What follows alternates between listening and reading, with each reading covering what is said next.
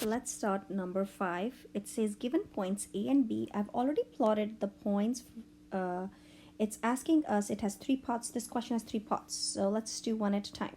It says determine and state the slope of the segment. We know the slope is what letter? M, right? Again, whenever you see that thing, you need to know of the segment. Again, if I was to trace this line, AB or segment AB from left to right, you always read your graphs left to right, okay?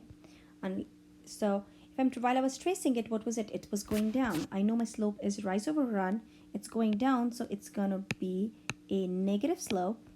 And how much down am I going? I'm going down 5 over 10. Literally count the boxes and always have your final answers as simplified forms. So it is negative 1 over 2 or negative half. Okay, so this B part is a little tricky. I just want you to pay a little attention to it. Copy the notes first and then watch the video, or watch the video and then copy the notes. Don't try to do 2 things at the same time. So you might want to pay full attention to it, more attention to it. Okay, so now here it says determine and state the coordinates of the midpoint of segment AB. So now, first of all, whenever we talk about coordinates means we're going to write them as X and Y letters, right, in parentheses. And the midpoint, what does midpoint mean to you? Midpoint means something that divides into 2 equal halves. So where is the midpoint? I can either eyeball it, not necessarily it will be accurate. What do? You first find the slope. So the slope we already found, the original one, not the simplified one. It was what? My slope was negative 5 over 10. Midpoint means what? We're dividing it into what? 2 halves, right? Equal halves, like 1:1. So I'm going to divide my numerator and denominator by 2. That's what you do. So you get 2.5 if you divide that, and this would be 5, right? Now, this is not my coordinate. This is just going to tell you how much from point A you're going to go down and over. So I'm going to put those points. Look, I'm going to go down. 2.5 means 1, 2, and 2.5 is like halfway, right? This is 2.5. And then 5 over 1, 2, 3, 4, 5. Your quick check would be you'll always end up on the line. If you do not end up on the line, means you made a mistake. So that's your midpoint. I'm going to label it M. It really doesn't say, but I'm just going to label it so that you know for your reference. So what are these coordinates? This is 1 comma. So the midpoint coordinates, that's 1 comma 4.5, right? Because we went halfway down. So this was something that students usually get confused with. So just if you don't understand it, look over it again and try to do multiple questions, because number 6 is very similar to that. Okay, let's finish up C and then we will get to our next thing. It says determine and state the length of AB. Okay, so anytime you're working with diagonal segments, if they're horizontal, we've talked in the past lessons also, if they're horizontal or vertical, you literally count the boxes. But if they're diagonal lengths, you can actually build a triangle, a right triangle around it. So I'm going to build a right triangle around either the top of the line or the bottom of the line, right? So either the top of the line segment or the bottom of the line segment. So what is this? This length, it becomes a right triangle. This length is 5. This is 10. You want to find this length, right? You want to find this. So what do? It's a right triangle. You know your Pythagorean theorem. Anytime you're working with the right triangle, you need to and you want to find a missing side. Across from 90 is your C. So it's going to be, write your Pythagorean theorem. I like to write down my formulas first because you end up making less mistakes. So my A is what? 5 square plus 10 square. We don't know our C, right? It's across equals C square. It's not telling you to simplify it. So you get what? 125 equals C square, and C is equal to square root of 125, right? Or I can say AB, segment AB is square root of 125. It's not telling me to simplify around it, so I'm going to leave my answer. Okay, so let's get started with number 6. I already have given some notes here. again. So it's very similar to number 5, but a little bit more work and a little bit more understanding here. So it says state the coordinates of the point on the directed segment. Whenever it says the word directed, it means the direction does matter. Okay, so it's going from A to B. I already have the points, but I'm going to put a little arrow at B because it's going in this direction. It said direct segments from A to B. So it's starting at A and is going to B and in that direction. That divides it into a ratio of 3:2. So basically, my whole idea is to find a coordinate that divides the segment AB into a ratio of 3:2. Okay, ratios are basically fractions, right? So basically, total of how many parts do you have? 3 plus 2 is 5. So I wrote the steps here in this box, so follow them. So what does it say? It says find the slope of the segment. So let's find the slope. Again, my slope here is going to be negative because it's going down. If you trace the line, and it is going down 10 over 5, right? So we have that. Now it's saying don't simplify it, leave it like that. Add the ratio. We already added the ratio, and the ratio is what? 5. That's my ratio. So now you take that ratio and divide the slope by the sum of the ratio. So which was what? Divided by 5. What do you get? We get -2. So we're going to go down 2 over 1. So this is the number that we're going to use to divide our segment into 3:5 ratio. So we're going to go in, or 5 equal parts, right? So I'm going to go down 2 over 1. Down, I'm going to start at A, okay, not at B. Please make sure. So start at A because it's a direct descent. Down 2 over 1. That's my first part.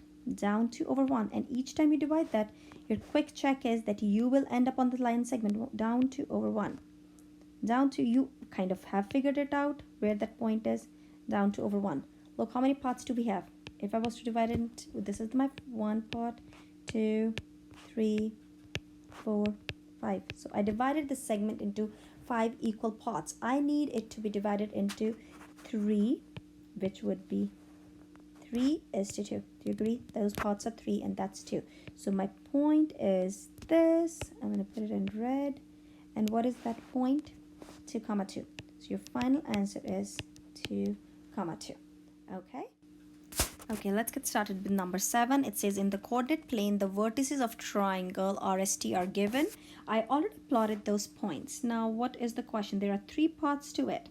So what does it say? It says prove that RST is a right triangle. This is very similar to question number 1. So anytime you want to prove something's a right triangle, you think of what? Perpendicular lines means if I can prove any 2 lines are perpendicular, means their slopes are what? Negative reciprocals.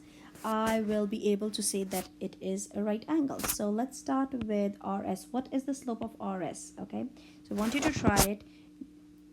If you look at RS, if you trace it, it is positive, so it's going up 3 over 5, right? Rise over run. So it's 3 over 5. Okay, so that's my slope. So what's the slope of TS? Here you get it, the line's going down, so it's going to be negative, so it's negative 10 over 6. Okay, now you'll be like, oh my god, these slopes are not even negative reciprocals. This is because this is not simplified. Simplify it, which is same as negative 5 over 3. Now these two are what? Negative reciprocal slopes. So let's write that down.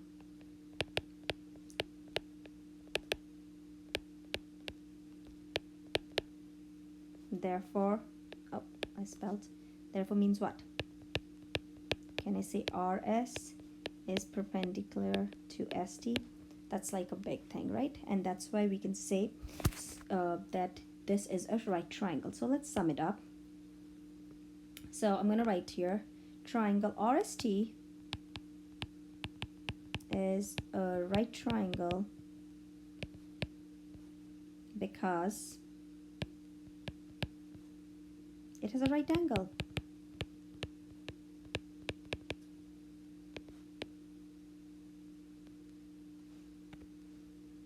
Right? And then what do I write? Negative reciprocals. I'm writing more because as long as you write something about negative reciprocal slopes of 90 degrees, you will be fine. Shows perpendicular lines which form right angles, right?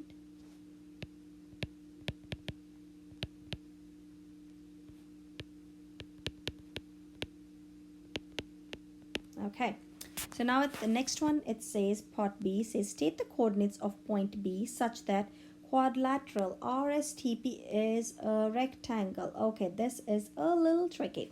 So it says RSTP. We have RST, we don't even know P, we want to find P. You know what? The opposite sides of a rectangle are congruent, right? So, and what else? First of all, think about it. R, you're going from R to S.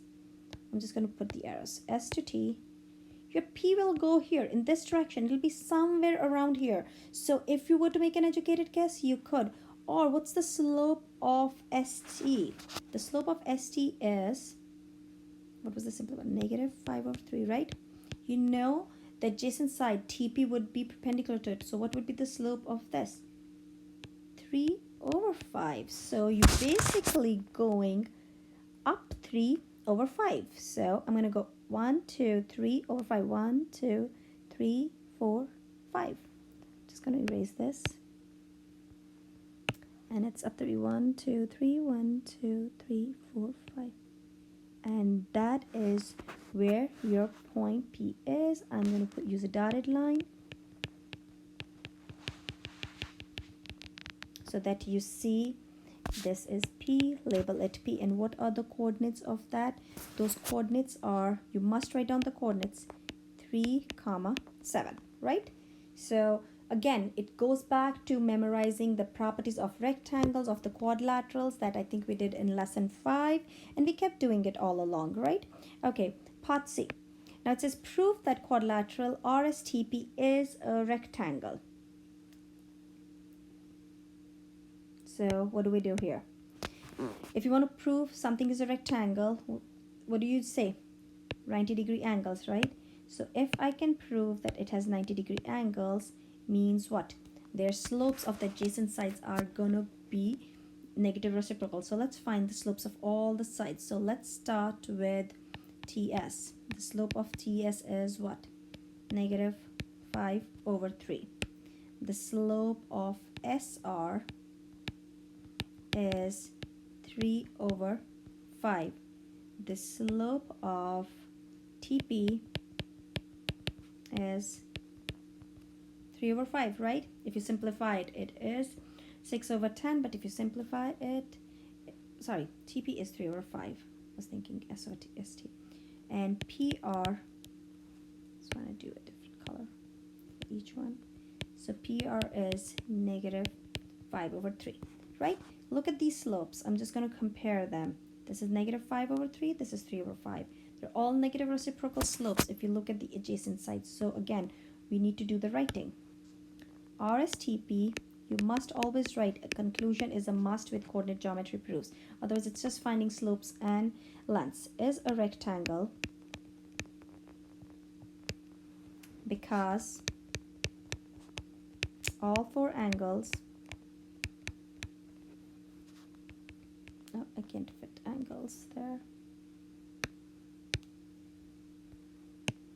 All four angles are right angles. Same thing what we wrote up above, negative, but the more you write, the better you get with the writing and know what to write. Negative reciprocal slopes show perpendicular lines which form right angles.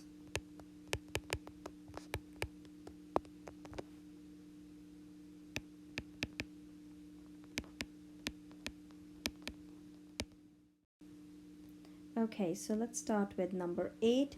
It says which type of triangle can be drawn using the points B, A, T. So okay, there are 3 points for BAT. I already sketched the triangle. It says justify your response. Even though it's a multiple choice question, if it says justify, means you must show your work. So I wrote the definitions of all what they mean: a scalene, isosceles, equilateral, equiangular, and right triangle. What are these triangles, right? So now let's figure it out. If we want to show that anything is congruent, if you want to show any of the first 3, scalene, isosceles, or equiangular, we need to find the lengths, right? So let's find the length of each side. Let's start with AB. So length of AB is what? It's a vertical line, so I can literally count the boxes, and it is 10, right?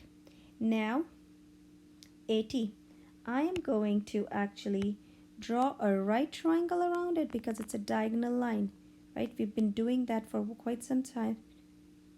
This is what, 6, and this is 2. So AT would be what?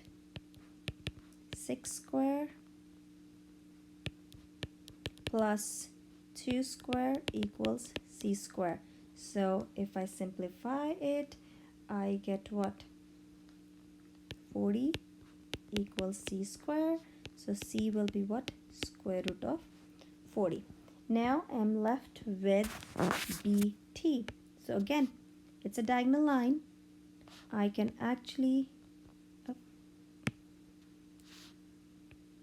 I can draw a triangle around it, which I usually have been drawing it earlier, but I forgot to do that. So what are these sides, right? So this is 6 and this is 8, right? So now let's do this. BT is 6 square plus 8 square equals C square. 100 equals C square. C is equal to square root of 100, which is what? 10. It's a perfect square. So you didn't have to leave it in radical form. So now just think about it. Look at the lengths of, did you notice something? The length of each 2 of them is the same. So BT and AB are what? Congruent, right? So let's highlight them. AB is 10 and BT is also 10. So what can you say? 2 sides are congruent. So it is an isosceles triangle. So it is choice 2, right? You can find the slopes also to determine if it is right triangle, but we don't need to at this point because we're already using lengths. We were able to determine that it is an isosceles triangle. So choice 2 was your answer. I would highly recommend, if you're having difficulties with any questions, go back, review, check your work, and that's what it is.